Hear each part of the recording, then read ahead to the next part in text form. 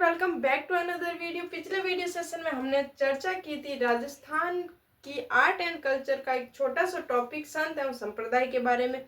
यदि वो video lecture आपने नहीं देखा तो एक बार जरूर देख ले। और आज का हमारा टॉपिक संत एवं संप्रदाय का दूसरा पार्ट होने वाला है। यदि आप चैनल पर नए हो तो एक बार चैनल को सब्सक्राइब जरूर कर दें। और ये जो अपना टॉपिक है राजस्थान के विभिन्न कॉम्पिटिटिव एग्जाम, चाहे वो STC का हो, PTT का हो, CET का हो या फिर लैब असिस्टेंट, और राजस्थान के कॉम्पिटिटिव एग्जाम जिसमें राजस्थान की कला संस्कृति का ये टॉपिक संत एवं संप्रदाय पूछा जाता है, उसके लिए महत्वपूर्ण टॉपिक होने वाला है। पिछले वीडियो सेशन में हमने डिस्कस किया था संप्रदाय के बारे में, कुछ बातों की चर्चा की और कहाँ से किसे संत कहा जाता है, किसे संप्रदाय कहा जाता है, और कहाँ से भक्ति का प्रचार प्रसार होने लगा था। उत्तर में किसने भक्ति का प्रचार किया, दक्षिण में किसने किया।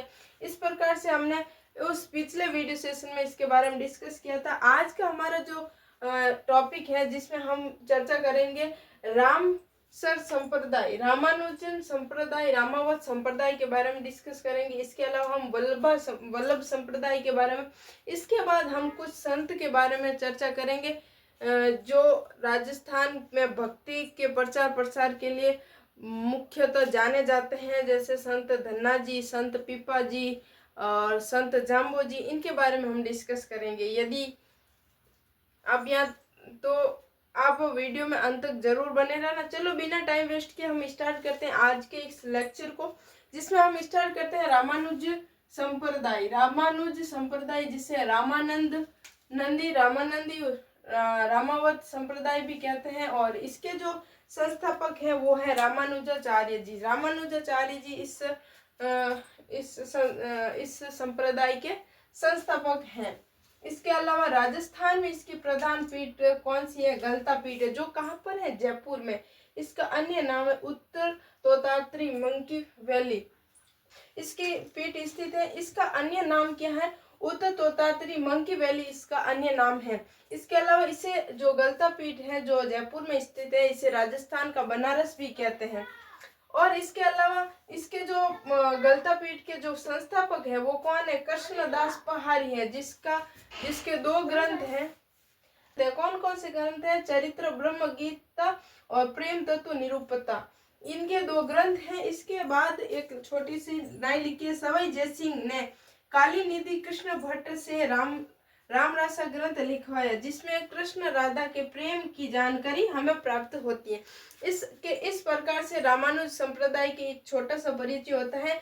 इसके बारे में वापस से डिस्कस करें तो रामानुज संप्रदाय जिसे रामावत संप्रदाय या रामानंदी संप्रदाय कहते हैं, जिसके संस्थापक रामानुजाचार्य, रामानुज संप्रदाय के संस्थापक रामानुजाचार्य। इसकी जो प्रधान पीठ है गलता पीठ है, जो जयपुर में स्थित है। इसका अन्य नाम है उत्तर तोतारी, जिसे मंकी वैली भी कहते हैं। इसे राजस्थान का बनारस भी कहते हैं। इसका जो संस्थापक है कृष्णदास पहाड़ी है। और इनके 2 ग्रंथ है, कौन से? चरित्र ब्रह्म गीता व प्रेम तत्व निरूपता। इसके बाद सवाई जयसिंह ने काली निधि कृष्ण भट्ट से रामरासा ग्रंथ लिखवाया, जिसमें कृष्ण राधा के प्रेम की जानकारी हमें प्राप्त होती है। तो अब नेक्स्ट बात करते हैं, अगले चर्चा करते हैं रसिक संप्रदाय के बारे में। रसिक संप्रदाय या सिया संप्रदाय जिसे कहते हैं, जिसके संस्थापक कौन है? अग्रदास अग्र अली इनके संस्थापक हैं। और इस सिया संप्रदाय में राम व सीता की रसिक रूप की पूजा की जाती है। तो रसिक या सिया संप्रदाय के बारे में राम और सीता के रसिक रूप की चर्चा इसमें की गई है। और इसके संस्थापक अग्रदास या अग्र अली है। और अग्रदास अग्र अली के ग्रंथ है, कुछ अग्रसार है, ध्यान मंजरी है, रहस्य त्रय है। और इनकी जो प्रधान पीठ है वो कहाँ पर? रेवासा सीकर में। इसी रेवासा सीकर में हर्षनाथ जी का मंदिर भी है। और इसके अलावा सप्त गोमाता जी का मंदिर है रेवासा सीकर में। इसी के पास जीण माता का मंदिर है। इसके अलावा हर्षनाथ जी का मंदिर है और रेवासा झील, खारे पानी की झील भी यहाँ पर स्थित है। ये 3-4 टिप्स इसके अतिरिक्त हो जाता है। रसिक संप्रदाय के अतिरिक्त रेवासा सीकर के बारे में हम चर्चा करते हैं तो इनके बारे में भी हमें ध्यान होना चाहिए। तो नेक्स्ट चर्चा करते हैं निम्बार्क संप्रदाय की। निम्बार्क संप्रदाय जिसे क्या कहते हैं, हंस संप्रदाय, नारद संप्रदाय और सब सनगादिक संप्रदाय भी कहते हैं। जिसके संस्थापक कौन है, जिसके प्रवर्तक निम्बार्काचार्य हैं। और इसमें निम्बार्क संप्रदाय में हमें कृष्ण व राधा के वो पति पत्नी के रूप में पूजा जाता है। इनकी पति पत्नी के रूप में रचना दी गई है। और रसिक यस्य संप्रदाय में राम सीता की रसिक रूप की पूजा की जाती है, जबकि निम्बार्क संप्रदाय में कृष्ण व राधा के पति पत्नी के रूप में पूजा जाता है। इसके प्रवर्तक निम्बार्काचार्य जी, और इनकी जो इस संप्रदाय का जो प्रचार प्रसार किया था वो हरिव्यास देवाचार्य जी ने किया था। इसके अलावा राजस्थान में इसकी पीठ कहाँ पर है, सलेमाबाद निम्बार्क तीर्थ जो अजमेर में है, इसकी प्रधान पीठ है। राजस्थान में इसकी प्रधान पीठ है। इस पीठ के जो संस्थापक है वो कौन है, परशुराम देवाचार्य जी हैं, जिनका जन्म कहाँ पर हुआ, ठीकरिया रिंग सीकर में हुआ था।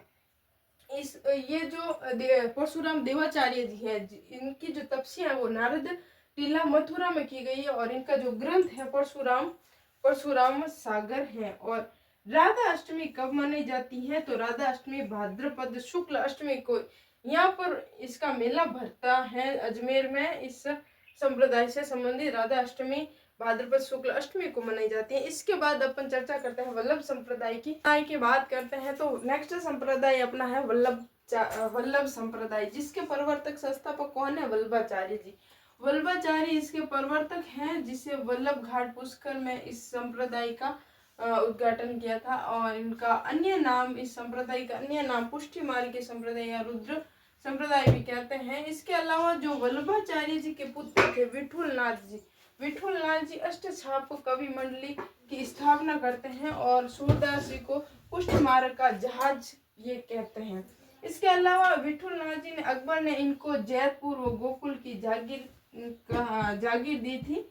विठुलनाथ जी ने अकबर ने इनको, मतलब कि विठुलनाथ जी को जयपुर और गोकुल की जागीर थी। अकबर ने विठुलनाथ जी को इस संप्रदाय की स्थापना करने के लिए वहाँ की जागीर दी थी।